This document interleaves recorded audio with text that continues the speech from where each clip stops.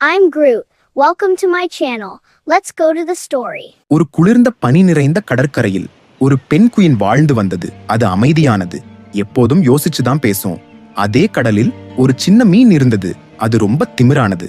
நான் தான் எல்லாத்தை விட வேகமானவன் என்று அடிக்கடி பெருமை பேசும். ஒரு நாள் மீன் டார்க் பெங்குயின் பார்த்து சொன்னது, நீ சரியா நடக்க கூட முடியாதவன். நான் ஒரு நிமிஷத்துல இந்த கடலை முழுக்க சுற்றி வந்துடுவேன். பெங்குயின் சிரித்துக்கொண்டே சொன்னது, வேகம் நல்லதுதான், ஆனா கவனம் இல்லைன்னா ஆபத்தும் வரும். ஒரு நாள் கடலில் பெரிய புயல் வந்தது. அலைகள் கடுமையாக மோதின. அவசரத்தில் மீன் வழி தவறி பாறைகளுக்கு நடுவே சிக்கிக் கொண்டது. பெங்குயின் உடனே தண்ணீருக்குள் மூழ்கி மீனை மெதுவாக பாதுகாப்பான இடத்துக்கு அழைத்து வந்தது. மீன் நடுங்கிக் கொண்டே சொன்னது, பெங்குயின், நான் வேகமாயிருந்தாலும் நீ இல்லைன்னா நான் தப்பிக்க முடியாது. பெங்குயின் சிரித்தது. அந்த நாளிலிருந்து மீன் பெருமை பேசுவதை விட்டது. பெங்குயின் உடன் நல்ல நண்பனாக வாழ்ந்தது.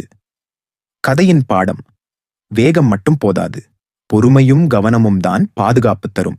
Thanks for watching. Please like, share and subscribe.